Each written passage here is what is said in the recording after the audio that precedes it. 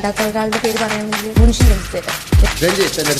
എപ്പോഴും പറഞ്ഞ കാര്യങ്ങൾ മാറ്റി പറഞ്ഞതായിട്ട് ഫീൽ ചെയ്തിട്ടുണ്ട്. കാരണം അനുമോളുടെ കാര്യം പറഞ്ഞു. അനുമോൾ കളിക്കുന്നത് ഒരു സേഫ് ഗെയിം കളിക്കുന്നുണ്ട്, പിന്നെ ഒരു ഫേക്ക് കാണുന്ന പലവട്ടം പോകുന്നുണ്ട്. അങ്ങനെയാണെങ്കിൽ എന്റെ അടുത്തേക്ക് വരാം. അങ്ങനെയാണ് ഭയങ്കര ഈസി ആയിട്ടാണ് ഇതിനെ കാണുന്നത്. അവര് മെയിൻ ആയിട്ടുള്ള ഒരു കാര്യങ്ങളും ഇടപെടുന്നില്ല. ഒന്നില്ലെങ്കിൽ അനുമോള് അല്ലെങ്കിൽ ഞാൻ. സോറി, ഞാൻ ചെയ്ത മിസ്റ്റേക്കിന് സോറി.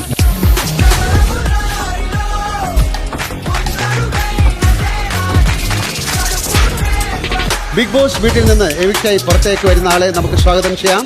അപ്പാനി ശരത്. നമ്മളോട് കളിച്ച്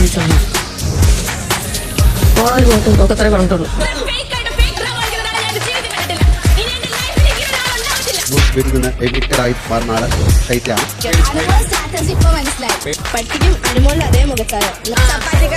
രണ്ടാമത്തെ റെനയാണ്.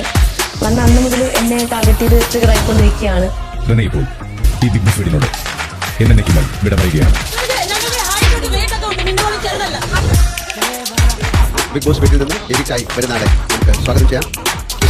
ഫിനാലെ വേദിയിൽ ലാലേട്ടിന്റെ ഇരുവശങ്ങളിലായി നിങ്ങളോടൊപ്പം നിൽക്കാൻ സാധ്യതയുള്ള വ്യക്തിയാണ് അനുമോൾ വേണമെന്ന. കാരണം അതൊന്നും എനിക്ക് കൂടുതൽ ചാൻസ് കിട്ടും. അത്രയും നമ്മൾ എഫേർട്ട് ചെയ്ത് കളിക്കുന്നു. കുറച്ച് പേര് പിയാ ഉള്ളതുകൊണ്ട് മാത്രം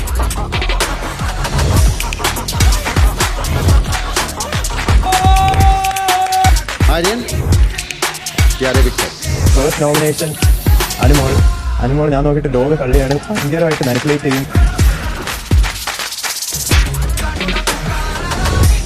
ഞാനവിടെ വിട്ടിട്ട് ഇത് പറ്റില്ല.